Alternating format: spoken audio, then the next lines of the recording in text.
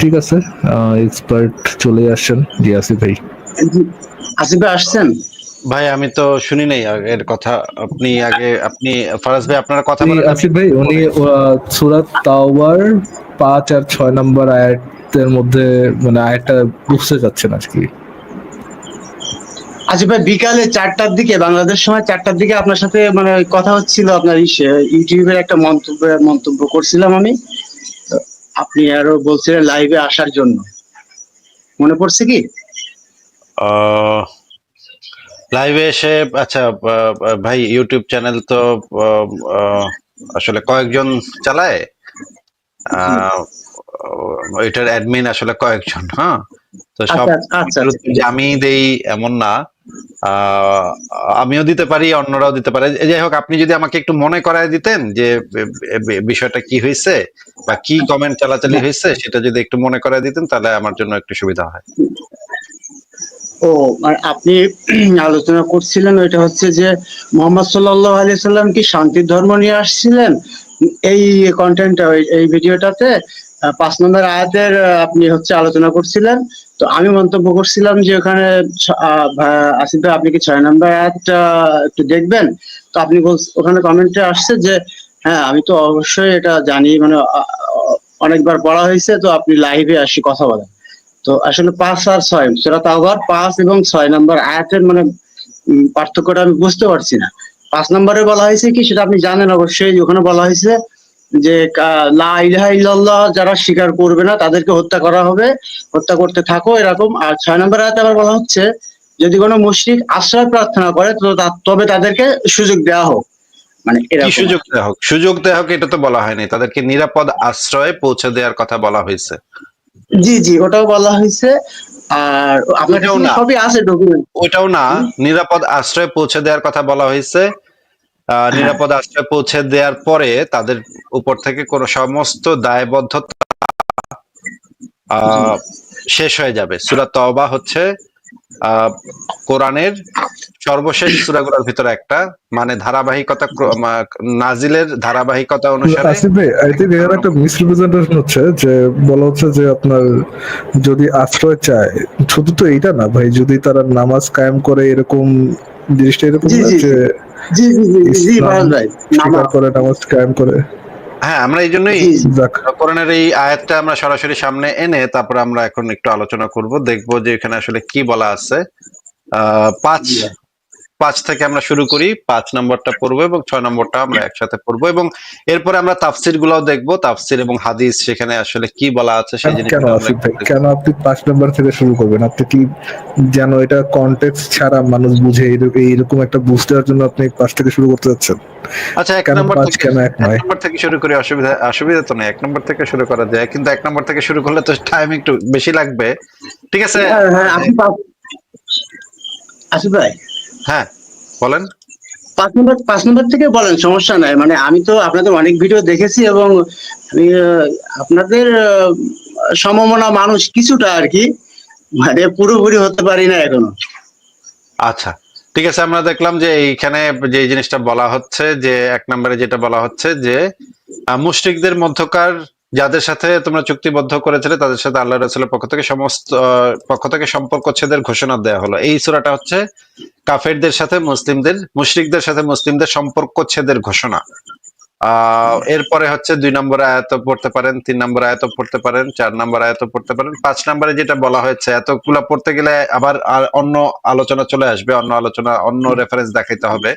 আমি 5 নম্বরে চলে যাচ্ছি। 5 নম্বরে যেটা বলা আছে যে অতঃপর যখন নিষিদ্ধ মাসগুলো অতিবাহিত হয়ে যাবে তখন তোমরা মুশরিকদেরকে যেখানেই পাও হত্যা করো এবং তাদেরকে পাকড়াও করো, তাদেরকে অবরোধ করো, তাদের জন্য প্রতিটি ঘাঁটিতে বসে থাকো। তবে যদি তারা তওবা করে এবং সালাত কায়েম করে, যাকাত দেয়, তাহলে তাদের পথ ছেড়ে দাও। নিশ্চয়ই আল্লাহ বড় ক্ষমাশীল, পরম দয়ালু। এই কথাটাই তো এখানে বলা আছে নাকি? জি জি জি। এটার মানে কি? আমি দেখছি একটু বড় করে নেই।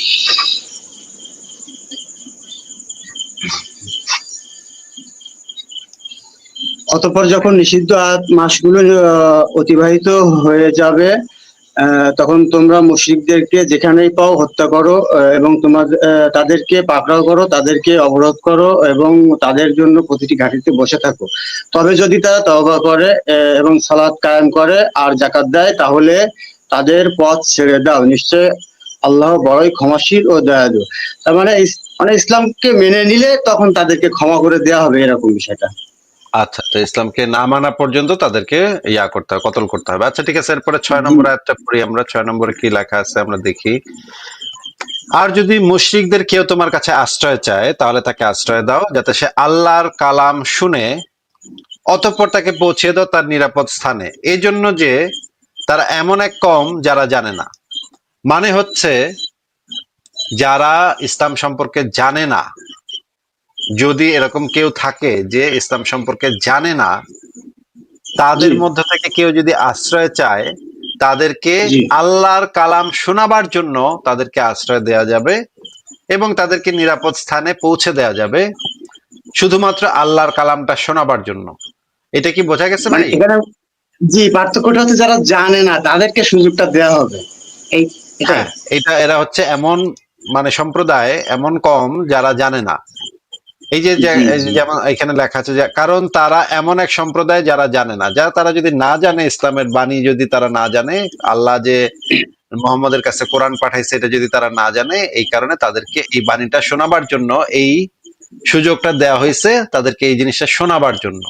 এবার আমরা জি আহ আমরা একটা হাদিস পড়ি, হাদিস না, আমরা একটা পড়ি। আচ্ছা, দাঁড়ান একটু, আমি আপনাকে বের করে দেখাচ্ছি। এই আয়াতের যে তাফসির থেকে আমরা একটু দেখব যে তাফসিরে কি লেখা আছে। এটা হচ্ছে তাফসিরে ইবনে কাসির। একটু যদি আমাদেরকে পড়ে শোনাইতেন এখানে কি লেখা।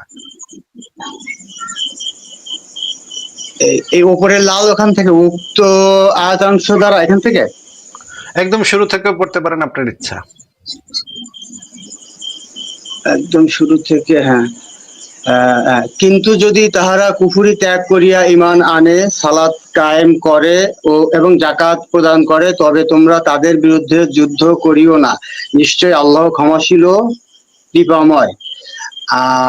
উক্ত আয়াতাংশ এবং অনুরূপ আয়াত সমূহের ভিত্তিতে আবু বকর সিদ্দিক রাদিয়াল্লাহু তাআলা আনহু স্বীয় খেলাফতের যুগে যাকাত প্রদানে অনিচ্ছুক ব্যক্তিদের বিরুদ্ধে জিহাদ করেছিলেন। উক্ত আয়াতাংশ দ্বারা প্রমাণিত হয় যে কাফিরগণ যতদিন কুফরি ত্যাগ করিয়া ফরজ কাজসমূহ পালন না করিবে, ততদিন তোমরা তাহাদের বিরুদ্ধে যুদ্ধ করিবে এবং তাহাদিগকে হত্যা করিবে। এখানে আল্লাহ তাআলা সালাত যাকাতকে উল্লেখ করিয়া সকল ফরজ কাজসমূহের প্রতি ইঙ্গিত করিয়াছেন। অর্থাৎ কাফিরগণ শুধু ঈমান আনিলে ও সালাত কায়েম করিলে আর যাকাত প্রদান করিলেই হত্যা হইতে ক্ষমা পাইবে না, বরং হত্যা হইতে রক্ষা পাইতে হইলে তাহাদিগকে ঈমানের সহিত সকল ফরজ কার্য করিতে হইবে। ঈমানের পর বান্দার নিকট প্রাপ্য আল্লাহর সর্বপ্রধান হক হইতেছে সালাত। আচ্ছা, আবার সালাতের পর সর্বপ্রধান ফরজ, ওটা ফরজই হবে, ফরজ হইতেছে যাকাত। উক্ত দুইটি ইবাদতকে উল্লেখ করিয়া আল্লাহ সকল ফরজ ইবাদতের প্রতি ইঙ্গিত করিয়াছেন। আচ্ছা, এখানে মানে তাহলে কি বোঝাইছে তাফসির ইবনে কাসিরে, আসলে কি বোঝানো হয়েছে সেটা যদি একটু বুঝাই দিতেন, মানে মূল অর্থটা কি এটা দিলে। একবার পড়লে তো বলা যায় না, তারপরে চেষ্টা করছি। মানে আবার একটু পরে যেতে হচ্ছে।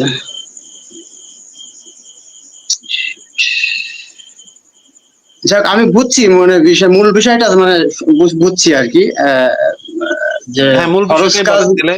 মূল বিষয়টাই বলেন তাহলে, কি মানে বুঝছেন আরো আপনি। একবার না পড়লে তো সমস্যা হয়ে যাচ্ছে, মানে একবার পড়ছি তো দ্রুত পড়ে এসছি, এই জন্য মানে ফরজ আচ্ছা কাজগুলি তাহলে করতে হবে শুধু লাল ঈমান আনার লাল পরে। কালিতে জি, লাল কালিতে যে জিনিসগুলো দেয়া আছে সেগুলো পড়েন।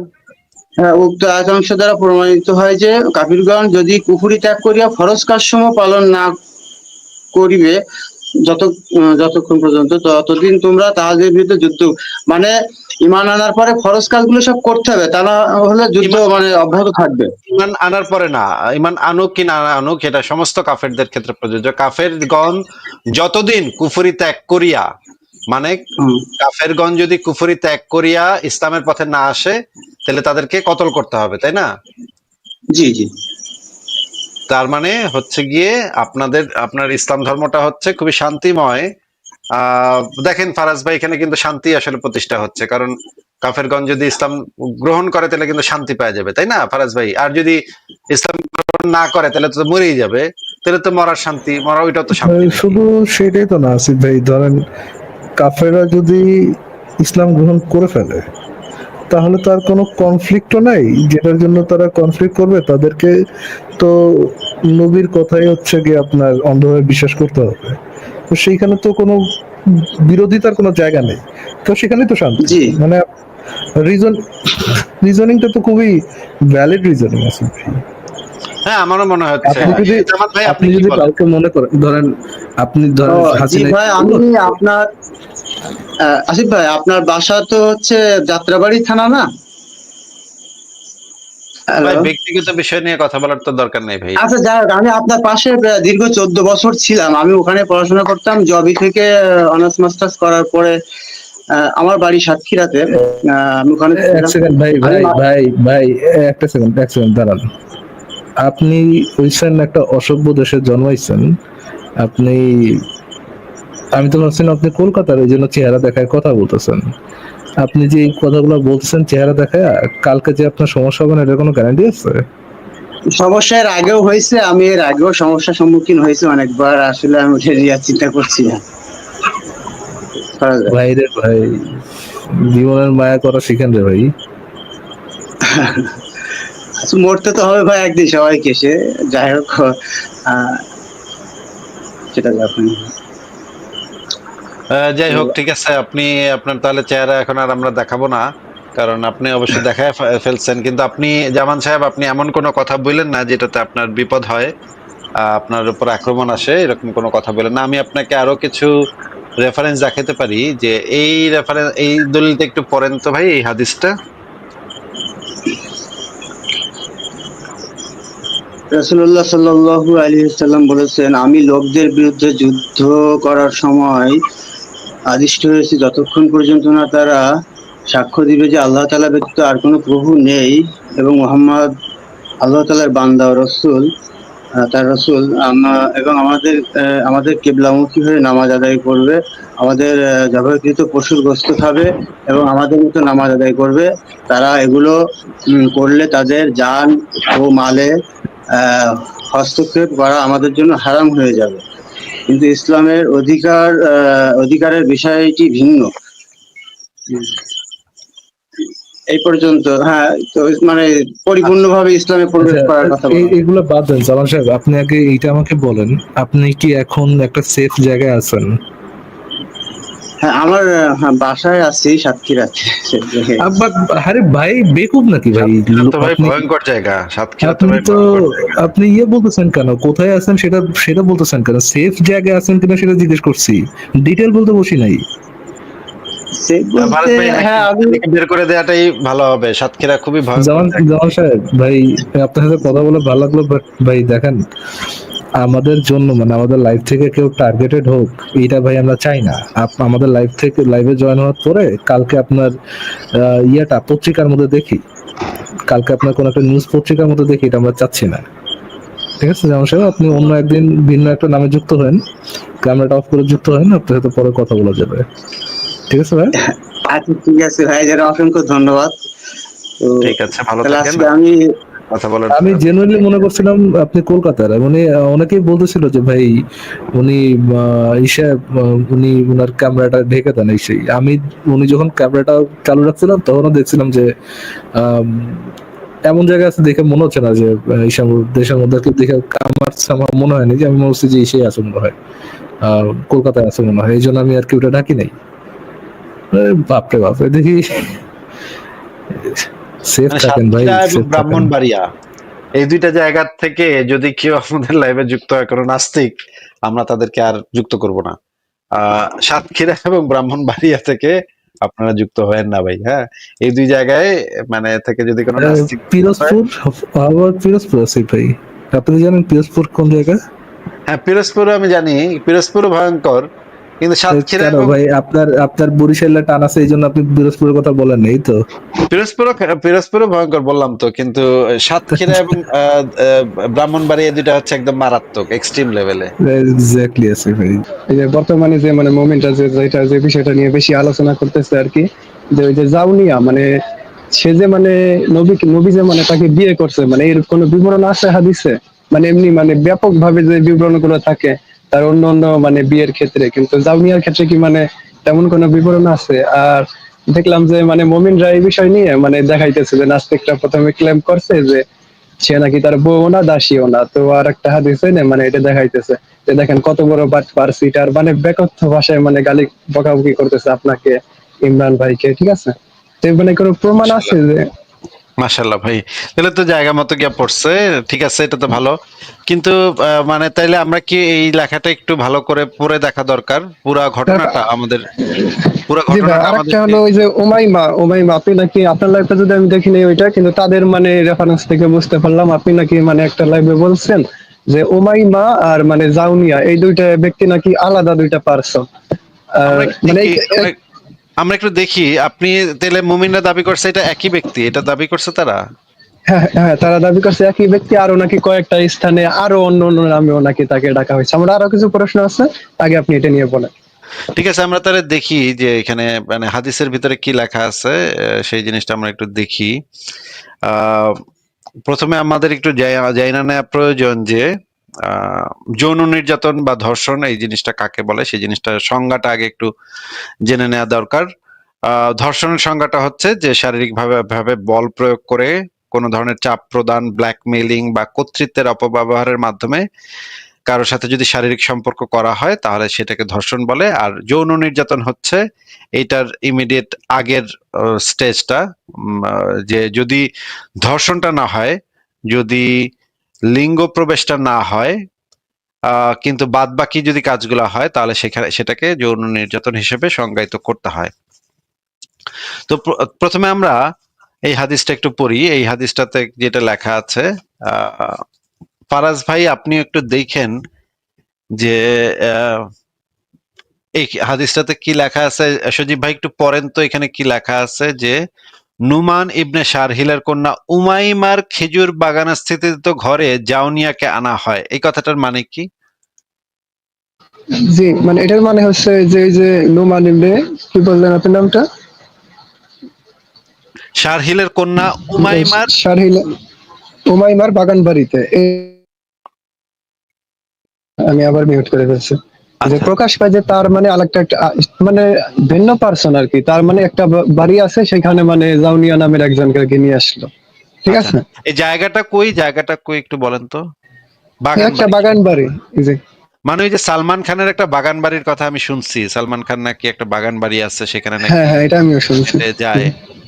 সুন্দরী সুন্দরী নায়িকারা নাকি সেখানে ঘুরতে টুরতে যায়, বাগান বাড়িতে গিয়ে নাকি কি কি করে, অনেক যে রাজা বাচ্চাদের জমিদারদেরও আমি শুনছি বাগান বাড়ি টাড়ি থাকে সেখানে নাকি। ফারাজ ভাই আপনি কি বাগান বাড়ি কি এই জিনিসটা জানেন, বাগান বাড়ি জিনিসটা কি? এই খুঁজে বেড়ান আপনি ইউটিউবে ফেসবুকের মতো না, সালমান খানের বাগান বাড়ি লিখে সার্চ করেন আপনি। আচ্ছা, আমি না আসিফ ভাই এখানে তো বোঝা যাচ্ছে যে বাগান বাড়ি, স্পেশাল বাগান বাড়িতে আহ, জায়গাটা কিসের জায়গা, একটা ছোটখাটো হেরে বোঝাতে যাচ্ছে ভাই যে লিটনের ফ্ল্যাটের একটা ওল্ড ভার্সন আর কি। কিন্তু ফারাজ ভাই যদি এরকম হয়তো যে তার সাথে বৈবাহিক সম্পর্ক, স্বামী স্ত্রীর সম্পর্ক, তাহলে তো ঘরে আনার কথা, ঘরে লিটনের আনার ফ্ল্যাট কথা। তো দরকার হইতো না। লিটনের ফ্ল্যাটে নবী কেন আর যখন তার যাবে? কাছে জি ভাই, জি জাওয়ানিয়াকে ভাই, নিয়ে আসা হয়, নবী যখন তার কাছে গিয়ে বললেন তুমি নিজেকে আমার কাছে সমর্পণ করো, জি ভাই, তখন সে এটা এখানে বলল এখানে তো "নূর।" না না, এখানে তো আরেকটা প্রশ্ন আসে ভাই, শুনেন যে তার তার ভাই ভাই যে ভাই তার বাগান বাড়িতে তাকে এক কিভাবে সেকেন্ড, নিয়ে আসে তাহলে? জি সজীব ভাই এক সেকেন্ড, আমরা পয়েন্ট বাই পয়েন্ট যে প্রথমে আমরা দেখলাম বাগান বাড়িতে আনছে, মেয়েটারে একটা বাগান বাড়িতে আনছে, নিজের বাসায় বা নিজের ঘরে। স্বামী স্ত্রী তো ভাই, আমি তো আমার বউ তো সরাসরি আমার ঘরে আসছে, আমার বাসায় আসছে। বাগান বাড়িতে আমি তো নিয়ে যাব হচ্ছে অন্য মেরে, বউরে তো নেবো না ভাই। ফারাজ ভাই আপনি কি বউরে বাগান বাড়িতে নেন নাকি গার্লফ্রেন্ডের বাগান বাড়িতে নেন কোন তো? ওয়েল, যদি মনে করেন আকাশ বাতাস সাক্ষী রেখে কোনো বিবাহিত কোনো কাউকে বিয়ে করা হয়, এন্ড তাকে তো ভাই 501 নম্বর রুমে নিয়ে যাওয়া যায় আছে ভাই। ঘরে যদি তোলা নাও যায়, 500 নিয়ে যায় না। ঘরে তো তাকে ঢুকানো যায় না, আসলে ঘরে তো আনা যায় না তাকে। বাগান বাড়িতে কাদেরকে নিতে হয়, কাদেরকে নেওয়া যায়, কাদেরকে নেয়, এটা তো ভাই সজীব ভাই আপনি কি একদম বলদ হইলো তো এটা বোঝা যায় যে বাগান বাড়িতে আসিফ ভাই, কাদেরকে নেয়। বিয়ে এই যে তো অলরেডি কমেন্ট এসে বলছে ইটস সর্ট অফ বিয়ে, মানবিক মানবিক মানবিক বিয়ে। বিয়ে, মামুনুল হকের মতো বিয়ে নাকি, যে মানে বাগান বাড়ির বিয়ে আর কি। তো প্রথম পয়েন্ট হইতেছে বাগান বাড়িতে নেওয়া হয়েছে। দ্বিতীয় পয়েন্ট হইতেছে যে এই মেয়েটা এখানে দুইটা মেয়ের নাম এখান থেকে জানা যাচ্ছে। একটা হচ্ছে শারহিলের কন্যা উমাইমার, যার ঘরটা, যে ঘরটা হচ্ছে তার ঘর, মানে ওই ওই বাগান বাড়িটা তাদের বাগান বাড়ি। উমাইমা, শারহিলের কন্যা উমাইমা, আর আরেকজন নারীর কথা জানা যাচ্ছে জাউনিয়া, জাউনিয়াকে আনা হইলো। এই দুইটা তো আমরা কনফার্ম হইলাম। সজীব ভাই বলেন তো। জি ভাই, আমি তো বুঝতে পারছি এটা যে, আর যদি এটা যদি মানে ওই যে মানে একই পার্সন যদি হয়, তাহলে মানে তার বাড়িতে আবার তাকে কোথা থেকে নিয়ে আসবে, এখানেও তো একটা প্রশ্ন আসে আর কি। হ্যাঁ, তার বাড়িতে তারা কেন নিবে? তার বাড়িতে সে থাকেই, তার বাড়িতে তাকে কেন আনা হবে? আমি বুঝি নাই তার বাড়িতে তাকে মানে আসিফ ভাই। মানে মানে এই দুটা যদি সেম পার্সন হয়, যে তার বাড়িতে ও আবার আচ্ছা। তাকে মানে কোন জায়গা থেকে নিয়ে আসলো আর কি, এটাই তো বুঝি না যে মানে কমন সেন্স কি, মানে কি মানে আমি মানে হ্যাং হয়ে গেছি লাইভ দেখে যে আপনাদের অনেক বকাবকি করতেছে এই আচ্ছা, নাস্তিক বাটপার সিটার, এখানে হাদিস দেখায় না। এখানে আরেকটা ইম্পর্টেন্ট বিষয় হচ্ছে যে সেই মেয়েটা, যে মেয়েটাকে আনা হয়েছে, সেই মেয়েটার খিদমতের জন্য তার ধাত্রীও ছিল। মানে আহ ধাত্রী কাদের সাথে থাকে? সজীব ভাই একটু যদি আমাদেরকে বলতেন, আপনার কি মনে হয় ধাত্রী কাদের সাথে থাকতে পারে? না, এটা আমি তো ধাত্রী মানে এটা আমি বুঝতে পারিনি, হয়তো সেবা করার জন্য কিছু একটা, তাই তো? এটাই হচ্ছে এখানে মোস্ট ইম্পর্টেন্ট পার্ট হইতেছে এইটা, যে শুধুমাত্র ধাত্রী, শুধুমাত্রই আরব দেশে ধাত্রী শুধুমাত্র থাকতো অপ্রাপ্ত বয়স্কা মেয়েদের সাথে, শুধুমাত্র ধাত্রীরা থাকতো। প্রাপ্তবয়স্ক মেয়েদের সাথে ধাত্রীরা থাকে না। জি ধাত্রী মানে মানে জিনিসটাই হচ্ছে, হ্যাঁ বলেন বুঝিয়ে বলেন। শুনিয়ে দেওয়ার জন্য, মানে বুঝিয়ে শুনিয়ে দেওয়ার জন্য যে কিভাবে কি করতে হবে, মানে এই ধরনের আর কি কিছু। এইটাই, এই জিনিসটা পরের স্টেপে গিয়ে আবারও প্রুভ হবে। আরেকটা প্রুফও আছে, এই মেয়েটা যে অপ্রাপ্ত বয়স্কা ছিল সেটা আরেকটা স্টেজে একটু পরে গিয়ে আবারও আমি প্রুভ করব। এই স্টেজে আমি বললাম যে ধাত্রী ছিল, তার মানে হচ্ছে সেই মেয়েটা অপ্রাপ্ত বয়স্ক ছিল। এইবার আমরা পরের স্টেপে যাই। এরপরে নবী যখন তার কাছে গিয়ে বললেন তুমি নিজেকে আমার কাছে সমর্পণ করো, মানে নবী তাকে, তার সাথে সেক্স করার জন্য তাকে বললো যে মানে জামা কাপড় খোলো আর কি, এটাই মানে ডিপ জল যেমনি বলা হয় কাপড় খুল, এটাই আর কি, মানে একটু ভদ্র ভাষায় মোহাম্মদ কইলো যে সমর্পণ করো। এটাই তো, কথা তো একই নাকি সজীব ভাই? জি এই ভাই, যে এটা তো নেগেটিভ চিন্তা ক্লিয়ার। করতে, এই আর যে নেগেটিভ আর চিন্তা করতেছেন, আমার কাছে এটা সমর্পণ তারা সমর্পণ করো মানে তো ইসলাম গ্রহণ করে, এটাও বলতে পারে। এই যে ভাই আপনার নেগেটিভ চিন্তা ভাবনা, আপনি এটার মধ্যে হ্যাঁ, ঢুকে কি সেক্স করো। নাস্তিক তো, তাই নেগেটিভ সেক্স, চিন্তা এই যে চলে আসে। একজন বিশাল একটা বাংলাদেশ মানে একটা বাঙ্গু বিশাল ফিলোসফার বলেছিল না, নাস্তিকদের মাথায় সেক্স ছাড়া কিছু নেই। এই তো প্রমাণ করে দিলেন আসিফ ভাই। হ্যাঁ, হ্যাঁ। ভাই একটা মেয়েরে বাগান বাড়িতে আনা হয়েছে, নবী তারে বলতেছে আমার কাছে সমর্পণ করো। এই কথার মানে যদি কেউ ভাবে যে এখানে ইসলাম গ্রহণ করার কথা বলা হয়েছে, তাহলে তো ভাই আর কিছু বলার থাকে না ভাই। তখন তো ভাই কি বলবো, তখন হাসাহাসি করা ছাড়া আর কিছু বলা থাকে না। যাই হোক, আমরা এখান থেকে বুঝলাম যে ডিপজল সাহেব বলল যে ওই সেরি কাপড় খুল, হ্যাঁ এটাই এটাই আর কি ভদ্র ভাষায় বলছে আর কি। তখন যে এই ভাই, মেয়েটা, আমার আরেকটা পয়েন্ট আসছে মাথায়, যদি মানে অনুমতি দেন বলি। হ্যাঁ হ্যাঁ বলেন বলেন। তো মানে তারা মানে একটা দাবি করে যে নবী সাহেব নাকি কোনো বিয়ে নাকি মানে প্রয়োজন ছাড়া করেনি, যে অনেক প্রয়োজন, মানে এই বিয়ে করে এই যুদ্ধ মিটে গেছে, দেন আর একটা বিয়ে করে মানে ইসলামের সব এই যে আয়েশাকে যে বিয়ের মানে এই ব্যাখ্যাটা তাকে তারা দেয় যে অনেক হাদিস বর্ণনা করছে। তো এই বিয়েটার মানে উদ্দেশ্য কি, মানে এটা করে মানে সে কি করতে চাইছিল যে তাকে বাজারিয়া বলে ছেড়ে দিল? কি করতে চাইলো আমিও তো জানি না ভাই, এটা কি করতে, কি এতে কি মানব জাতির কি উপকার হইলো এই সমর্পণের মাধ্যমে, মানব জাতির কি উপকার হবে সেটা কি তো আমার কি মাথায় উপকার হয়েছে ভাই? একটা আয়েশার মতো একটা শিশুকে ইয়ে করে কি কি কল্যাণকর বিষয় আসছিল যে সে যে রাত্রেবেলায় স্বপ্ন দেখলো যে তার কাছে যে জিব্রাইল যে কাগজের মোড়ায় কি কাপড়ের মোড়ায় আয়েশারে নিয়ে আসলো, বলছে এই শিশু দেন না, বিয়ে করবি নাকি, নিকাহ করবি নাকি? বললো হ্যাঁ নিকাহ করবো, নিকাহ করবো। কি কি উপকারে, কি স্টেটমেন্টটা দেওয়ার জন্য, মানে মানব জাতির ওই কোন কল্যাণটা করার জন্য সে বিয়েটা করছে এখানে? ওই ওই বিরাট অনেকগুলো নাকি হাদিস বর্ণনা করছে, বিরাট কল্যাণ এটা ভাই, নাকি বিরাট। সে না হইলে নাকি এটা না হইতো হইলে না। এটা না হইলে আর হাদিস, মানে শিশু না হইলে আর হাদিস বর্ণনা করতে পারতো না নাকি? নিয়মিত তালা ভাই মারা লাগতো। মাথায় তো কিছু নাই ভাই, তাদের মতোই চিন্তা করতে হবে তো। আচ্ছা তারা যেটা আচ্ছা, আমরা বলছে পরের ওইটাই। স্টেজে যাই, জি পরের জি, এই স্টেজে যাই, পয়েন্টটা ক্লিয়ার করে। পরের স্টেজে যাই। আমরা দেখলাম যে এখানে মেয়েটা বলতেছে যে কোনো রাজকুমারী কি কোনো বাজারিয়া ব্যক্তির কাছে নিজেকে সমর্পণ করে। তার মানে ডেফিনেটলি বোঝা যাচ্ছে এই মেয়েটা কোনো অবস্থাতেই এই বিয়েতে বা এই সঙ্গমে রাজি না। এটা তো তুচ্ছ করেই তো এটা বলছে, মানে গালি দিয়েই তো এটা বলছে, বকা দিয়েই তো এটা বলছে। এটা তো খুশি হয় কেউ এইটা তো এই কথাটা তো মনে করেন খুশিতে গদগদ হয়ে, হ্যাঁ, এটা তো কোনো হ্যাঁ বাচক শব্দ, মানে বাক্য না, তাই না সজীব ভাই? জি ভাই, তারা তো এখন এই বাজারিয়া শব্দটাকে মানে এমন ভাবে মডিফাই করতেছে নাকি এটা প্রশংসনীয় শব্দ, মানে এমন কাছাকাছি আর কি বানাই ফেলতেছে। এই এই তাইলে তো যদি এত প্রশংসনীয় হইতো তাহলে তো সে শুয়েই যাইতো, তাহলে তো সে আর মানে আপত্তি করতো না, বলতো হ নবী, ওয়াও নবী তুমি আসছো, আসো আসো, আমি করে দিলাম।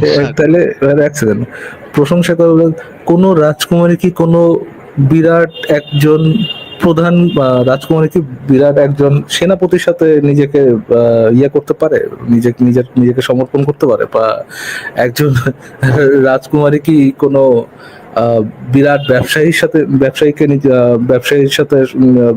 নিজেকে সমর্থন করতে পারে? জিনিসটা কি এরকম, মানে এটা এই যদি ধরেন যদি খুব বিরাট লোক হয় তাহলে কি এটা সেন্স মেক করে?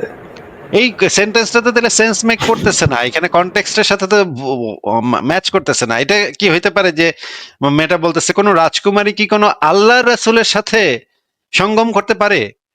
এটা এইটা তো সেন্স মেক করতেছে না। তাইলে তো রাজকুমারী, এবং রাজকুমারী যদি থাকে তাহলে এই পরের শব্দটা হইতেছে মানে অপমানজনক শব্দ হবে। এই যেহেতু জি সে রাজকুমারী শব্দটা ব্যবহার করছে, পরের শব্দটা হবে অপমানজনক, কারণ হচ্ছে এই সেন্টেন্সটার কনটেক্সটে এরকম যে সে না বোধক ইয়া করতেছে, সে এটা করবে না, সে সম্মতি দিচ্ছে না, তার সম্মতি নাই এখানে, নাকি ভাই? জি ভাই।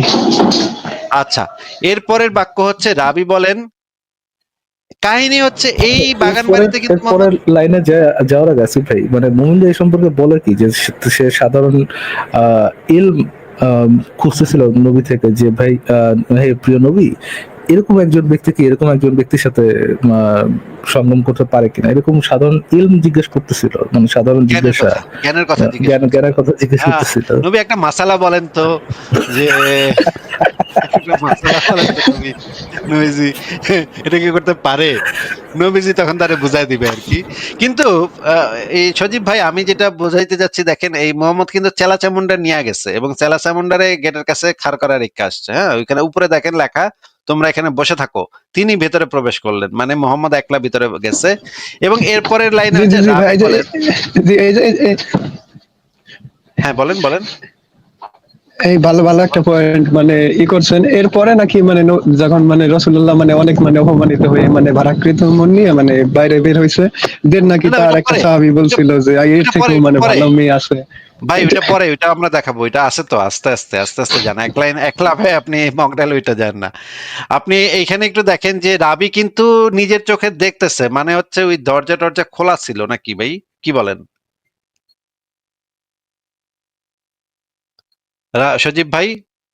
আনমিউট করে বলেন, দরজা টরজা তো খোলা, উন্মুক্ত জি ভাই, প্রান্তর, রাবি তো ওর দেখতেছে এটাও হইতে ভিতরে কি পারে ঘটতেছে। নবী আইসা এইভাবে খোলা বর্ণনা করছে রাবির কাছে, যে ওই আইসা তারা খোলা কাপড় না খুলতে থাকলে আর বলছিল। কি মানে জানতে সে পারছে যে মানে হ্যাঁ নবী এসে বলছে আর কি যে আমি মায়ের কাপড় খুলতে গেছিলাম, মায়ের আমার বলছে যে কোন রাজকুমারী কি কোনো বাজারিয়া ব্যক্তির কাছে, নবী মনে বলছে এটা, এটাই হতে পারে আসিফ ভাই, বুঝছেন? নবী কি এত বলদা ভাই, আপনি নবীর এত বলদ পাইছেন? আমারে যদি কোনো মেয়ে এইভাবে জুতা পেটা করে, আমি তো বাইরে গিয়ে কারো কমু না, আমি কমু না, চপ করে আসছি, আলহামদুলিল্লাহ খুব ভালো ছিল, এটা আমি এই বলবো। জন্য তো ভাই, এই জন্য তো আপনি সৎ, যে এই জন্য তো ভাই আপনি আলামিন না, হ্যাঁ এই জন্য তো নবী আলামিন। ভাই এরকম বেইজ্জত কারবার হইলে তো আমি জিন্দেগিতে এটা বাইরে গিয়ে দোস্ত বন্ধুরে কমু না যে আমার এখানে বেইজ্জত করছে, মাইয়া বেইজ্জত করছে। মানে আচ্ছা ঠিক আছে, রাবি রাবি বলেন এরপর তিনি তার হাত প্রসারিত করলেন তার শরীরে রাখার জন্য যাতে সে শান্ত হয়। এখানে শান্ত হওয়ার দরকার কি ভাই? একটা মেয়ে অসম্মতি জানাইছে, তাইলে সাথে সাথে যেই কাজটা করতে হবে যে তোমার তুমি আহ, তুমি করতে চাচ্ছ না এটা বুঝা তা নিজের হাত সরায় নিতে হবে, নিজেকে গুটায় নিতে হবে। সজীব ভাই, এটাই তো একটা সভ্য মানুষের লক্ষণ, তাই না? জি ভাইয়া, কিন্তু তারা তো এটা বলে তার স্ত্রী সে মানে সান্ত্বনা দিতে গেছে, এটা মানে আমাদের খারাপ মাইন্ড বা নাস্তিকরা মানে খারাপ ভাবে চিন্তা করে, তাই মানে এটাকে ই স্ত্রী করতেছে। স্ত্রী ছিল এটা হলো তাদের দাবি, কিন্তু না, এখানে তো সেই বোঝাই জিনিসটা আমরা, যায় যে এটা মানে যে একটা জোর জবরদস্তি। ভাই স্ত্রী ছিল কিনা সেই জিনিসটা আমরা একটু পরে আলোচনা করতেছি, সেটা আসবে। আমরা এক নাম্বার পয়েন্ট দেখলাম মেয়েটার সাথে একটা ধাত্রী ছিল, এবং পরে আমরা দেখলাম মেয়েটা কোনো অবস্থাতে এই বিয়েতে, যদি বিয়ে হয়ে থাকে তাহলে এই বিয়েতে তো মেয়ে রাজি ছিল না, বা যদি এইখানে মেয়েটাকে জোরপূর্বক আনা হয়ে থাকে তাহলে জোরপূর্বক আনা হয়েছে, মেয়েটা স্বেচ্ছায় এখানে আসে নাই। এই বাগান বাড়িতে যে তাকে আনা হয়েছে, এই মেয়েটা তো কোনো অবস্থাতেই নিজের ইচ্ছাতে ড্যাং ডাঙাইয়া আসে নাই, তাই না সজীব ভাই? জি জি, এই পর্যন্ত ক্লিয়ার। এই মেয়েটাকে, এই মেয়েটা যে নিজ ইচ্ছায় এই বাগান বাড়িতে আসে নাই, তাকে যে আনা হয়েছে এবং তার সাথে যে একজন ধাত্রী আছে, এই কয়েকটা পয়েন্ট তো আমরা একদম পরিষ্কার। মেয়েটা নিজ ইচ্ছে আসে নাই, মেয়েটার সাথে ধাত্রী ছিল, জি মেয়েটাকে মোহাম্মদ বলছে সমর্পণ করো, মেয়েটা তখন বলছে জি বাজারিয়া ব্যক্তির কাছে, এবং অপমানজনক একটা শব্দই বলছে বাজারিয়া, এখানে অনুবাদে বাজারিয়া আছে। এই শব্দটা যে অপমানজনক, এই জি বিষয়টাতে নিয়ে তো কারো কোনো সন্দেহ থাকার কোনো অবকাশ নাই, কারণ এই মেয়ে তাকে অপমানই করছে, অপমান করছে, এই কারণেই মোহাম্মদ তাকে আবার হাত দিয়া তাকে ধরতে চাইছে, জি ধরার চেষ্টা করছে, তাই না? এবং গেটের কাছে যে ইয়ারা ছিল, চেলা জি চামুন্ডা ছিল, তারা এই জিনিসটা দেখছে যে মোহাম্মদ তার দিকে হাত দিছে, যাতে সে শান্ত হয়। তার মানে সেই মেয়েটা অশান্ত ছিল, মেয়েটা চেতা ছিল, মেয়েটা খেপা ছিল নাকি ভাই? মানে সেইটা গেছে আর কি। জি সেইটা গেছে চেতে মানে নবীকে চেতে দেখে গেছে মানে এমন এটাও বোঝা কিছুই আর যাচ্ছে, কি। চেতে গেছে এটাও বোঝা যাচ্ছে, যে মেয়েটা চেতে গেছে এটাও বোঝা যাচ্ছে। এবং মোহাম্মদ তখন তার গায়ে হাত দেওয়ার চেষ্টা করছে, যেই হাত দেওয়ার অধিকারটা মোহাম্মদের আসলে নাই, কারণ মোহাম্মদ একজন মেয়ের বিনা অনুমতিতে, সে যেই হোক না কেন তার গায়ে হাত দিতে, কেউই এটা আরেকটা মেয়ের গায়ে তার বিনা অনুমতিতে হাত দেয়া যায় না, এটা সভ্য সমাজের আহ অলিখিত আইন। একটা মেয়ের গায়ে আপনি, সে আপনার যেই হোক না কেন তার গায়ে তার অনুমতি ছাড়া হাত দেয়া যায় না, এমনকি জি আপনার বউ এটা, হইলেও যায় না। এরপরে সেই জি মেয়েটা এটা এক বলল, প্রকার আমি আপনার কাছ ইফতিজা। থেকে, হ্যাঁ আমি আপনার থেকে আল্লাহর নিকট পানা চাই। আচ্ছা, সেই মেয়েটা যদি, মেয়েটার আল্লাহর থেকে পানা চাইতে হলো কেন? মেয়েটা যদি বলতো আমি এটা করবো না আপনার সাথে, মোহাম্মদের তো সাথে সাথে বলার কথা, আচ্ছা ঠিক আছে ওকে যাওগা, না করলে যাওগা, অসুবিধা নেই, তোমারে কাপড় দিয়ে দিলাম, তুমি যাওগা বাসায়। আল্লাহর কাছে পানা চাওয়ার দরকারটা পড়লো কি ভাই? ভাবছে তো আল্লাহর দোহাই দিয়ে যদি বাঁচতে পারি, এমন কিছুই তো মানে মনে হইতেছে। পরিস্থিতিটা এমন অবস্থায় ছিল যেখানে মেয়েটার আল্লাহর কাছে পানা চাইতে হয়েছে। নবীর কাছে যদি সে বলতো, নবীকে যদি জাস্ট বলতো যে আমি আপনার সাথে করব না, এইটাতে কাজ হইতেছিল না, এই কারণে হুম, মেয়েটার আল্লাহর কাছে পানা চাইতে হয়েছে নাকি? জি এখানে মানে তো পরিষ্কার এটা। ফারাজ ভাই, এই জিনিসটা একটু আপনি একটু বলেন তো, আপনি আপনার কি মনে হয় যে এখানে তো মোহাম্মদের বইলা লাভ হইতেছে না, মোহাম্মদ কিছু থামতেছে না, এই কারণেই তো আল্লাহর কাছে পানা চাইতে হবে, তাই না ফারাজ ভাই? হ্যাঁ ভাই, এই যে যেহেতু ফারাজ ভাই প্রথম কই? লাইনটা দেখেন, তার আগের লাইনটা, তার আগের লাইনে যে যে তারপর তিনি তার হাত প্রসারিত করলেন এবং তার শরীরে করলেন তার শরীরে রাখার জন্য যাতে সে শান্ত হয়। মানে সে হাত ইয়ে করছে, হাতটা দেখে মেয়ে ওই হাতটা তার শরীরে দেখে সে ইয়ে মানে আরো আনকমফোর্টেবল ফিল করছে আর কি। তখন সে বলছে যে আমারে আমারে ছেড়া দাও, আল্লাহর রাস্তায় মানে ছেড়া দাও আর কি। এবং আল্লাহর কাছে যখন পানা চাওয়ার দরকারটা পড়ে, তার মানে মোহাম্মদের কাছে পানা চাইয়া এখন আর লাভ হইতেছে না, এখন মোহাম্মদের মানে যে আসিফ ভাই পাপ, চিন্তা করেন, মানে এটা তো মানে নিষেধের লেখা, এটা তো হচ্ছে ওই শিশু সুদাইনাদের উম্মতদেরই লেখা যে শান্ত করার জন্য হাত দিছে। হ্যাঁ, এটা এমনও হইতে পারে যে সে অ্যাকচুয়ালি জামাদেরই টান দিছিল, তখন মেয়েটা বলছে আর কি, মোর রিজনেবল পজিশন হচ্ছে, তখন মেয়েটা বলছে যে আল্লাহর রাস্তায় ছেড়ে দাও আমারে।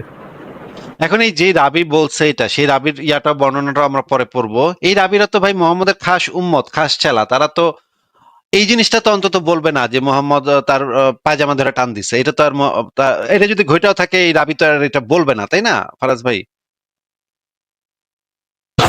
ওয়েল এই জায়গায় আবার একটা সমস্যা হয় আসিফ ভাই যে মোমিনদা বলতে পারে যে যেই রাবি বলছে যে আমার নবীরে বাজারিয়া বলছে সেই রাবি কেন পায়জামা ধরে টান দিলে বলবে না, এইখানেও একটা পয়েন্ট থাকে। কিন্তু এটা হইতেছে এইটা হচ্ছে যেইটুক না বললেই না সেইটুক পর্যন্ত তারা বলছে, কিন্তু এর এক্সট্রিমে চলে গেলে তারা যতটুকু মনে করছে যে এটা এইটুক পর্যন্ত বলা যায়, এর থেকে বেশি বলা যাবে না, সেইটুক পর্যন্ত হয়তো তারা বলছে, তাই না? হ্যাঁ ঠিক আছে আসিফ ভাই।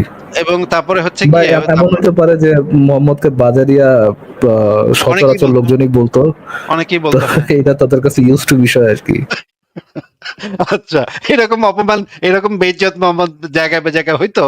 ঠিক আছে, এই জিনিসটা আমরা পড়লাম। তারপরে বললো কোন রাজকুমারী কি কোনো বাজারে ব্যক্তির কাছে সমর্পণ করে, আমি আল্লাহর নিকট পানা চাই। তারপরে মোহাম্মদ এখন কি করবে, এটা তো আল্লাহর দোহাই দিয়ে দিচ্ছে। এখন তো মোহাম্মদ যদি এটাতে যদি মানে আবারও এখনো যদি করে, তাহলে তো একটা মুসিবত হয়ে যাবে। কারণ এই মেয়েটা এমন কথা বলে ফেলাইছে যে মোহাম্মদের যে স্রষ্টা আল্লাহ, যার যার জিনিস বেচেই মোহাম্মদ খাইতেছে, এখন তো এইটা কসম দিয়া ফেলাইছে, এখন তার কিছু করার নেই। এখন মোহাম্মদ বললো যে তুমি সঠিক উপযুক্ত সত্তারই আশ্রয় নিয়েছে। এরপর আমাদের নিকট বেরিয়ে আসলেন এবং বললেন, হে আবু উসাইদ, তাকে দুখানা কাতান কাপড় পরিয়ে দাও, পরিয়ে দাও। সজীব ভাই, পরিয়ে দাও কথাটার মানে কি ভাই? পরিয়ে দাও কথাটার মানে তো মানে পরিয়ে দাও হয়তো মানে সরাসরি মানে পরিয়ে দিতেই বলা হচ্ছে হয়তো, বা মানে এটা নিয়ে আমি একটু কনফিউজড আর কি, যে তখন কি দুইখানা মানে কাতান নগ- কাপড় পরিয়ে দিতে বলছে। তার মানে কি তাকে নগ্ন দিয়ে দাও, ছিল? দিয়ে দাও তো বলতেছে না, পরিয়ে দাও কেন বলতেছে? তার মানে কি নগ্ন করা হয়েছিল ওই বাগান বাড়ির মধ্যে তাকে? এমন কিছুই তো ভাই, মনে হয় মানে। সেটা তো ভাই আমার প্রশ্ন, যে তাকে দুইটা কাতান কাপড় হাতে দিয়া ধরায় দিলে যাও গা, তুমি রাজি না, যাও গা, হাতে দিয়ে দিলেই তো হইলো। পরিয়ে কেন দিতে হবে ভাই? পরানোর দরকারটা কি? এইখানে আমরা পুরা কনটেক্সটে যেটা দেখতেছি যে এর একটা মেয়েকে ইয়া করা হয়েছে, জোরপূর্বক বাগান বাড়িতে আনা আসিফ ভাই হয়েছে, যে কমেন্ট মেয়েটা একটু দেখেন।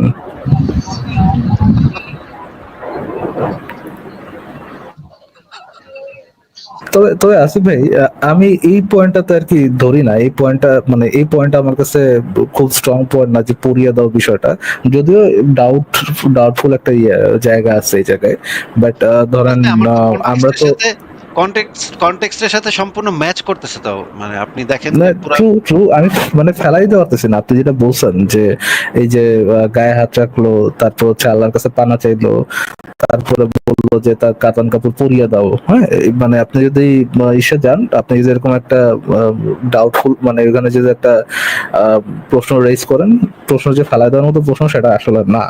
বা আমি যতদূর বলতেছি সেটা হচ্ছে যে ধরেন আমরা কথা বলার সময় অনেকভাবেই বলি, তো ধরেন অ্যাকচুয়ালি মানে এইটা ডাজন্ট যাক, নেসেসারিলি মিন ঠিক যে আছে, মানলাম তারা এই ল্যাংটাই ফারাজ ভাই, করছে আর কি। মানলাম, মানলাম আপনার কথা, মানলাম। ঠিক আছে, এটা হইতেও পারে যে এটা হয়তো তাকে তার সে নগ্ন ছিল না মেয়েটা, হয়তো তাকে মানে মানে পরিয়ে দেওয়ার দরকারটা পড়ে নাই, সেটা বেনিফিট অফ ডাউট দিলাম। ঠিক আছে, যান, এই জিনিসটা আমরা মানে ইগনোর করলাম, যে পরিয়ে দেওয়ার দরকারটা কি পড়ছিল, এই জিনিসটা আমরা ইগনোর করলাম। কিন্তু বাদ বাকি জিনিস তো খুবই ইম্পর্টেন্ট ডিসকাস করা, নাকি ফারাজ ভাই? হ্যাঁ, যেমন আমার কাছে সবচেয়ে ইম্পর্টেন্ট পয়েন্ট এই যে এখানে যে সে হঠাৎ করে রা বলতেছে যে হচ্ছে তার সাপোজ টু বি বিবি, হ্যাঁ, যার কাছে একটা ধাত্রী আছে, এবং সে বলতেছে যে আমি তোমার কাছে পানা চাইতেছি। যে একবার তার যৌনাঙ্গ বিক্রি করছে, যে মেল কাপড় আয়াত পেয়েছে, আহ, সে কেন পরবর্তী যে আবার তার কাছে পানা চাবে? পানা চাওয়ার তো কথা না। বাট বানাচার একটা কথা না। ন্যারেটিভে আছে ভাই, যেটা আপনি হয়তো বা বলবেন একটু পরে, ওই ন্যারেটিভে আর কি এটা সেন্স মেক করে, বেটার সেন্স মেক করে যে তার বিয়ে হওয়ার পরও সে কেন পানা যাচ্ছে, আর সাথে কেন একমাত্র ধাত্রী আছে। একমাত্র মানে ঘটনা ঘটতে পারে যেটা ফারাজ ভাই, এটার একমাত্র কনক্লুশন এটাই হতে পারে যে এই মেয়েটা ছিল একটা বাচ্চা মেয়ে, এই মেয়েটা ছিল একটা অল্প বয়সী মেয়ে, অপ্রাপ্ত বয়স্ক মেয়ে। কারণ ইসলামের বিধান অনুসারে অপ্রাপ্ত বয়স্ক মেয়েকে বিয়ে করতে মেয়েটার অনুমতির প্রয়োজন হয় না। এবং এই হাদিসে এই জিনিসটা দেয়া আছে যে তার খিদমতের জন্য ধাত্রীও ছিল। সজীব ভাই, এই জিনিসটা কি আপনার কাছে সেন্স মেক করতেছে যে এই মেয়েটা বাচ্চা ছিল, এই দাবিটা যে আমি করলাম দুইটা পয়েন্ট। 1 নম্বর পয়েন্ট হইতেছে মেয়েটা রাজি ছিল না বিয়েতে, এবং 2 নম্বর পয়েন্ট হচ্ছে ধাত্রী ছিল, মেয়েটার কাছে সাথে একটা ধাত্রী ছিল। এই দুইটা পয়েন্ট যে এইদিকে ইন্ডিকেট করে যে মেয়েটা অপ্রাপ্ত বয়স্ক ছিল, এটা কি আপনার কাছে সেন্স মেক করতেছে নাকি ইলজিক্যাল মনে হচ্ছে? জি না, এটা পুরোপুরি লজিক্যাল, আর এর বাইরে আমার মনে হয় না যার কোনো ব্যাখ্যা হতে পারে। ফারাজ ভাই, আপনার কাছে কি ইলজিক্যাল মনে হচ্ছে নাকি আমি পয়েন্টটা তা ঠিক আমার আছে? কাছে এটাই ভাই সবচেয়ে বেশি ইম্পর্টেন্ট পয়েন্ট মনে হয় ভাই এখানে। আর কোনো আমিও ব্যাখ্যার কোনো আমিও সম্ভাবনাই মনে নেই। করি এইটাই একমাত্র কনক্লুশন হইতে পারে যে এই মেয়েটা একটা বাচ্চা মেয়ে ছিল যার সাথে একটা ধাত্রী ছিল, এবং এই মেয়েটাকে বিনা মানে অমতে, তার অমতে বিয়েটা দেওয়া হয়েছিল, এবং বাগান বাড়িতেও তার অমতে আনা হয়েছিল। আহ এইখানে মেয়েটার মতামতের কোনো তোয়াক্কা করা হয়নি, কারণ ইসলামের বিধান অনুসারে পিতা যদি মেয়েটার বাপ সম্ভবত এই মেয়েটাকে মোহাম্মদের সাথে বিয়ে দিছিল, রিমেম্বার আসিফ, যদি বিয়ে হয়ে এটা থাকে। মনে করেন আসিফ ভাই, যে যৌন সঙ্গমের জন্য যখন আপনি কাউকে মিল্ক বেড আয় দিয়ে নিয়ে আসছেন, তখন কিন্তু তার অনুমতির আর কিন্তু কোনো দরকার নাই। হ্যাঁ, মোহাম্মদ চাইলে ইয়াটা করতে পারতো। এখানে মোহাম্মদ আসলে এইটা, এই যে আল্লাহর কাছে পানা চাই এই কথাটা না বললে কিন্তু মোহাম্মদ ছাড়তো না এটা। এক্স্যাক্টলি। এবং এই জিনিসটা হয়তোবা দিয়ে এটা অপ্রাপ্তবয়স্ক বাচ্চা, এই জন্যই আর কি হয়তোবা অদূর সে আগাইতে পারে নাই আসলে। না না না, আমার কাছে মনে হয় যে চেলা চামুন্ডা বাইরে থেকে দেখতেছে যে আল্লাহর কাছে পানা চাওয়ার পরেও মোহাম্মদ তারে মানে আচ্ছা, এইটা মাফ এইটা করে এইটা দিচ্ছে। এটা ভালো বলছেন আসিফ ভাই। হ্যাঁ, মানে বাইরে সবটি সাহাবী চুপা চাপা দিয়ে দেখতেছে জিনিসটা, ঘটনা কি ঘটতেছে, আমার নবী কি করতেছে, আমাকে ডিপ জল নবী ভিতরে কি লীলা খেলা করতেছে, এইটা দেখতেছে। এখন ভিতরে এখন আল্লাহর কাছে পানা চায় ফেলাইছে মেয়ে। এই জিনিসটা আবার নাকি আরেকজন শিখাই দিচ্ছে ফারাজ ভাই। আরেকটা এসে আমি পড়ছিলাম যে এই যে আল্লাহর কাছে পানা চাইতে হবে, এটা আবার মোহাম্মদের আরেক বিবি তারে শিখাই দিচ্ছে। সেটা আমরা পরে আসবো। মোহাম্মদের আরেক বিবি তারে এই যে এই টিপস দিয়ে দিচ্ছে যে তুমি যদি ইয়া করো, মানে যখন তোমার ইয়া করে ধরবে, তখন তুমি কইবা আমি আল্লাহর কাছে পানা চাই। তখন দেখবা নবী এইটা কইলে আর নবী মানে ইয়া হালার ভাই, হালার যে পিওর রেপিস্ট একটা, সবাই জানে ভাই তাহলে।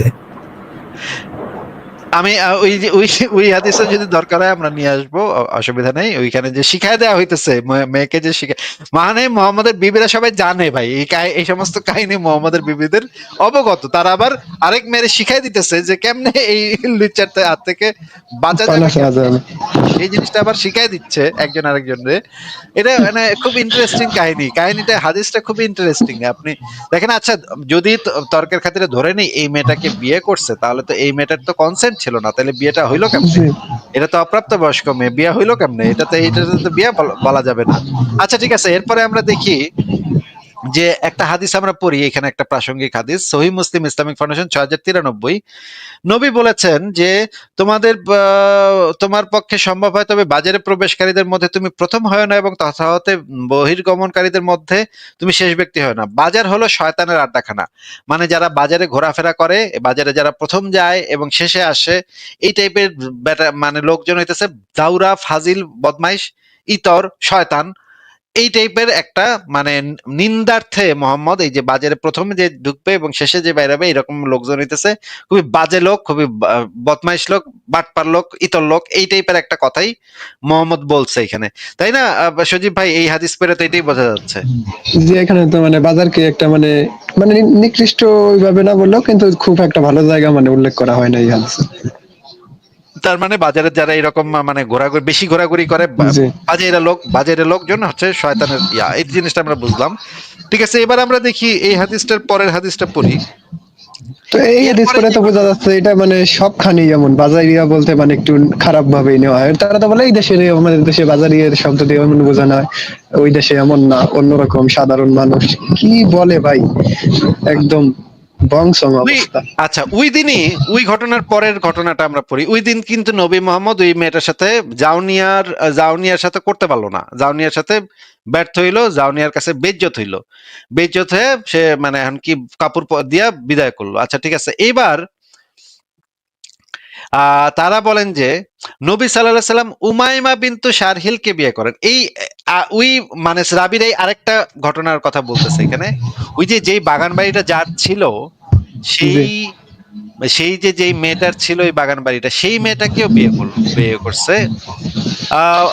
মানে নবী সাল্লাল্লাহু জাউনিয়াকে মানে যার বাসায় নিয়ে আসা হয়েছে আর কি, যার যার মানে বাগান বাসায় নিয়ে বাড়িতে নিয়ে আসা হয়েছে। যার বাগান বাড়িতে নিয়ে আসা হয়েছিল, এর নাম আবার উমাইমা বিনতু শারহিল। একেও বিয়ে করছে মোহাম্মদ, ঘটনা ওই একই দিনের। এবং তারপরে তার কাছে আনা হলে তিনি তার দিকে হাত বাড়ালেন, সেও সেটা, এই যে এই মেয়েটাও সেই জিনিসটা অপছন্দ করছে, এই মেয়েটাও রাজি না। এই মেয়েটাও কেউ বিয়ে করছে নাকি, এই মেয়েটাকে বিয়ে করার পরে তাকে যখন আনা হয়েছে তখন এই মেয়েটাও অপছন্দ করলো। মানে দেখেন, পরপর দুইটা বেইজ্জত হইলো, একই দিনে দুইটা বেইজ্জত হইলো। একটা হইলো জাউনিয়া, একটা হইলো উমাইমা বিনতু শারহিল। এটা তো ভাই হাদিসে লেখা, এটা তো আর আমি লিখি নাই। এটা সজীব ভাই, এই যে এক জায়গায় লেখা হচ্ছে গিয়ে উমাইমা বিনতু শারহিলের খেজুর বাগানের স্থিত ঘরে জাউনিয়াকে আনা হইলো। আরেকটা হাদিসে জি। লেখা উমাইমা বিনতু শারহিলকে বিবাহ করেন এবং তাকে যখন আনা হয় তার দিকে হাত দিল, সেও সেটা অপছন্দ করলো। এই মেয়েটাও অপ্রাপ্ত বয়স্ক, এটাও তো বোঝা যাচ্ছে, তাই না ভাই? জি। এই তাহলে তো জোরপূর্বক বিয়ে দেওয়া হয়েছে, কারণ এই তো মেয়ে তো রাজি না। মেয়ে এরপরে রাজি না, তার মানে তো বোঝাই যায় এটা যে জোরপূর্বক ভাবে এটা করানো হয়েছে। নবী কি বলল?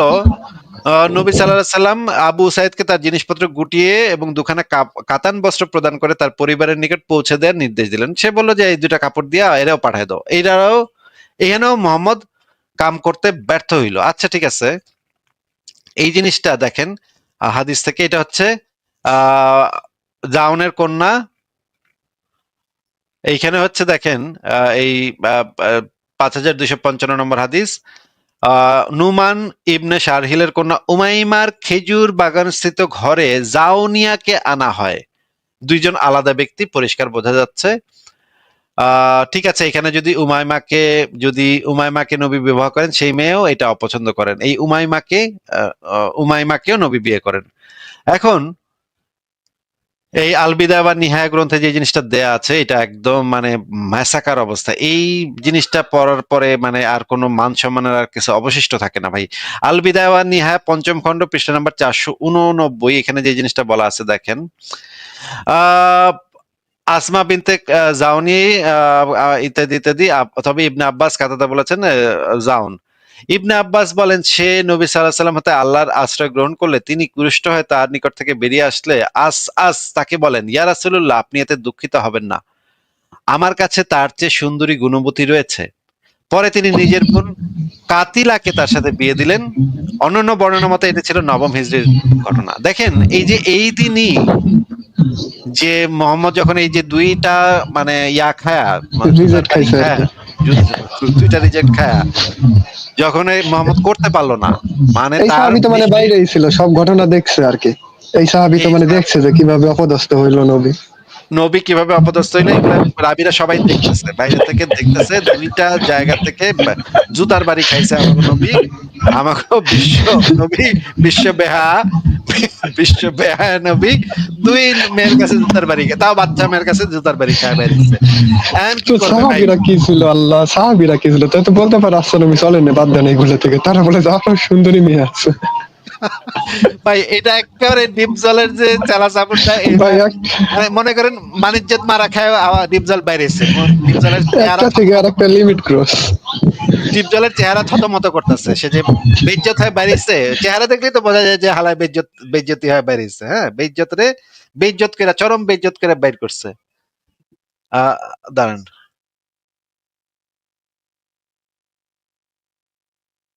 তো এই যে চরম বেইজ্জত হয়ে যে বেরিয়েছেন সাহাবীরা দেখা, তারা তো তাদের নবী, তাদের নেতা এরকম বেইজ্জত হয়ে বেরিলো, এই জিনিসটা তো তাদের ভালো লাগার কথা না। এই জন্য এক সাহাবী আবার মানে মানে নবীর দুঃখটা বুঝতে পারছে, নবী যে মনে কত দুঃখ, আরে নবী একটু খায়েশ করছিল কিন্তু করতে পারলো না। হ্যাঁ, তা নবীর মানে দিল কে আর মা দিল মে রেহে গে, বুঝছেন? এটা একটা গান আছে, দিল কে আর মা আসো মে বেহে গে, বুঝছেন?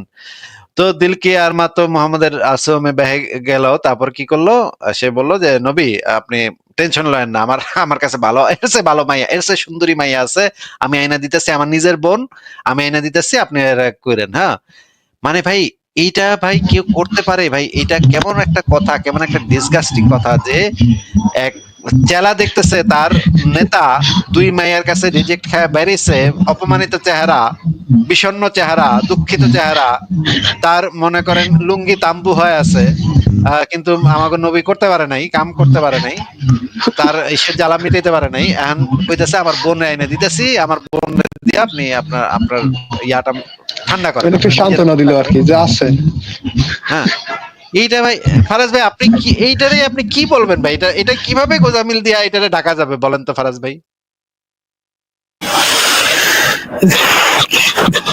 আসিফ ভাই, আমার নিজেরই তো মুখ বন্ধ হয়ে গেছে, কি করে পচাবো ভাই? পচানোর তো একটা ইয়ে থাকে, আহ, পচানোর তো ভাই একটা লেভেল থাকে, নিজেরাই তো নিজেরা পচায় শেষ করে ফেলাইছে ভাই। লাগাইতে পারে নাই সুন্দর মতো, এক সাহাবাজিয়া বলতেছে এর চেয়েও সুন্দরী আছে, রাসূল চলো নিজের বোন দিয়ে দিলাম তোমার কাছে, তুমি এর সাথে যে ইয়ে করো।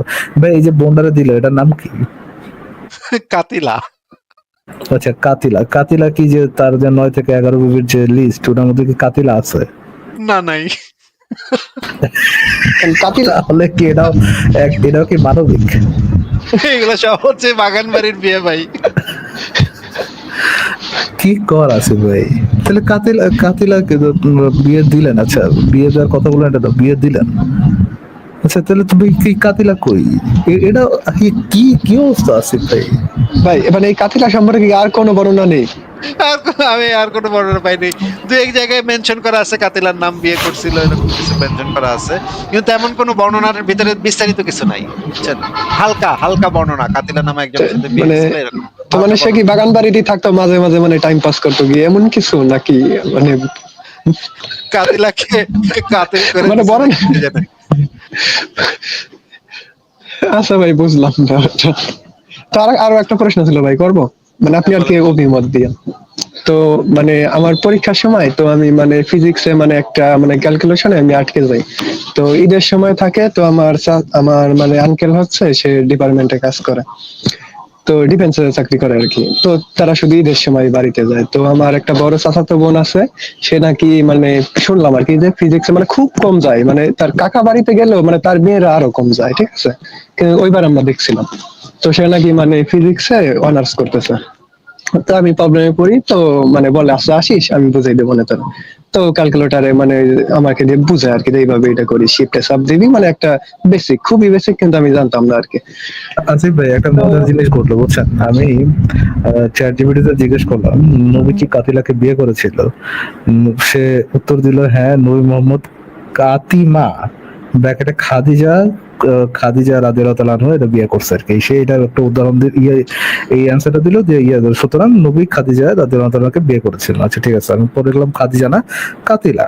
লিখলো আপনার প্রশ্নটি খুবই গুরুত্বপূর্ণ, ধন্যবাদ এমন একটা স্পষ্ট প্রশ্ন করার জন্য। নবী মোহাম্মদ কাতিলা নামে কাউকে বিয়ে করেছিল কিনা? না, নবী মোহাম্মদ কাতিলা নামে কোনো নারীকে বিয়ে করেননি। আপনি হয়তো খাদিজা, জুয়াইরা, সাফিরা বা অন্য কোনো স্ত্রীর কথা বলতেছেন। তারপরে লিখছেন নবী মোহাম্মদের প্রধান স্ত্রী বিরাট লম্বা একটা হ্যাঁ, list দিয়ে গেছে। দশজনের নাম দিছে, ওটার মধ্যে কাতিলা কুচিলা নাই ভাই। হ্যাঁ, এটা হিসেব পাওয়া যায় না, মানে মেইন স্ট্রিম বিবিদের ভিতরে পাওয়া এর যায় না। মধ্যে কারো নাম কাতিলা নয়। তারপরে আচ্ছা লাস্টে সারাংশ দিছে নবী কাতিলা নাম, সারাংশ কাতিলা নামে নবী কাউকে বিয়ে করেননি, নবীর স্ত্রীদের মধ্যে কাতিলা নামের কোনো নারী ছিল না। আপনি চাইলে আপনি জানাতে পারেন এই বিষয়ে কোথা থেকে শুনেছেন বা কোন প্রেক্ষাপটে থেকে পেয়েছেন আর কি। কি একটা অবস্থা! তো এই বাগান বাড়িতে বিয়ে, বাগান বাড়িতে শেষ, বুঝছেন? এগুলা ওই যে দুইখানা কাতান কাপড় দিয়ে নিশ্চয়ই পার করছে, যে কাতান কাপড় দিয়ে পাঠায় দিই। এইটা কি ছিল নবীন মিল্কাবুদা? সরি, এই শব্দটা নিয়ে আমরা এই আলোচনা করব যে পরে। এই শব্দটা নাকি আসিফ ভাই, এই সম্রাট ভাই পায়নি। হ্যাঁ সজীব ভাই, আপনি শেষ করেন, আপনার ইয়াটা শেষ করেন। তো মানে তখন মানে আমি সম্মান কি আবার?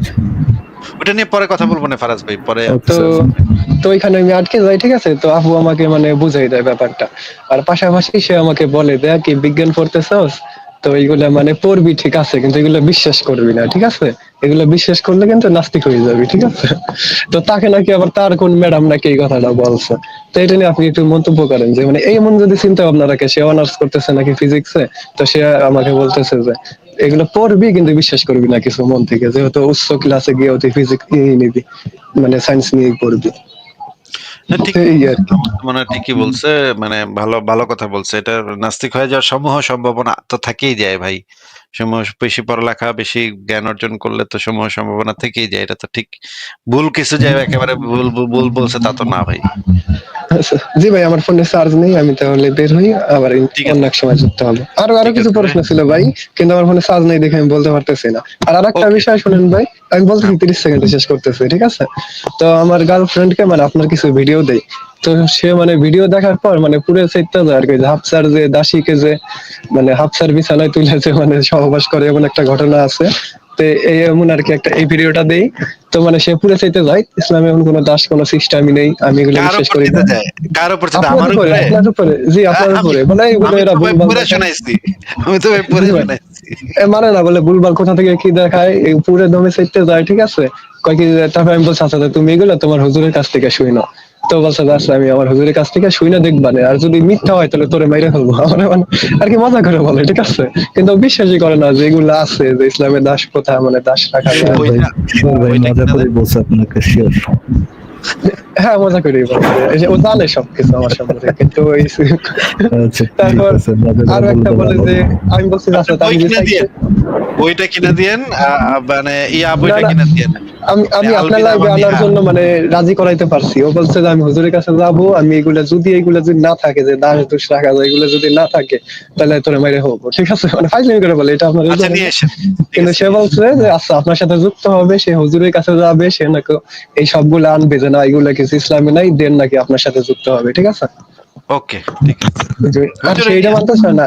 পারলে জি, আমি সম্ভব হলে হুজুরেও নিয়ে আসতে বলেন, জি অসুবিধা নেই। জি, আমি বলছি যে ইসলামে মানে বিয়ে করার জন্য কোনো অনুমতি নিতে হয় না, কয় অনুমতি নিতে হয়। তারপরে আমরা বলছি ঠিক আছে, তুই কি চাইলে বিয়ে করতে চাস নি, যে অনুমতি নিতে হয় না, এই কথা বলতেছিস, ঠিক আছে? মানে পুরো দামে চাইতে যাইতেছে, কিন্তু আমি বলছি যে আমি যদি তোমার বিয়ে করি, পাশাপাশি যদি আমি আরো 3টে বিয়ে করি, তাই তুমি আমাকে মানা করতে পারবা না ইসলাম অনুযায়ী। পরে বলো তোর কিন্তু খবর আছে, তুই উল্টা পাল্টা কথা কচ্ছিস ইসলাম নিয়ে, কয় অনুমতি নিতে হবে, তুই আমার কাছে অনুমতি নিবি, নাইলে হবে না, মানে এগুলো অস্বীকার সরাসরি, জানেই না ভাই। ঠিক আছে তাহলে। তো সে আসতে চাইছে, ঠিক আছে, আমি একদিন আপনার সাথে তাই না যুক্ত করাবো, তো আপনি দেখায়েন তাকে। আর সে মানে হাতে নিয়ে আর কি, আমি বলছি তাহলে তুমি সব সহি বুখারী এইগুলো যে বাবারই একটা ধার্মিক ফ্যামিলি, জামাত ইসলামের নেতা তার বাবা, ঠিক আছে? অন্য কোনো পরিচয় বাহ, দিতেছি না, ভালো কিন্তু জায়গায় মানে প্রেম জি করতেছেন, ভালো জায়গায়। জি, আগে পাওয়ার ছিল না, মানে তার বাপ দাদা 14 গোষ্ঠী মানে দৌড়ে বেড়াইতো, ঠিক আছে? কিন্তু এই যে সরকার পতন হওয়ার পর মানে অনেকটা এলাকা মানে তাদের মানে খুব পাওয়ার, ঠিক আচ্ছা, আছে? তো সে ঠিক বলছে আছে। সবকিছু নিয়ে আপনার সাথে আর কি আসবে। তো প্রথমে আমি যুক্ত হইয়া তাকে যুক্ত করাবো একদিন, ঠিক আছে? তাই ওকে ভালো ভাই, থাকেন, ঠিক আমার আছে। ফোনে চার্জ নাই, অন্য একদিন যুক্ত হবে। ঠিক ধন্যবাদ আছে, যুক্ত বিদায়, করার জন্য। বিদায় আপনাকে। ভালো থাকেন।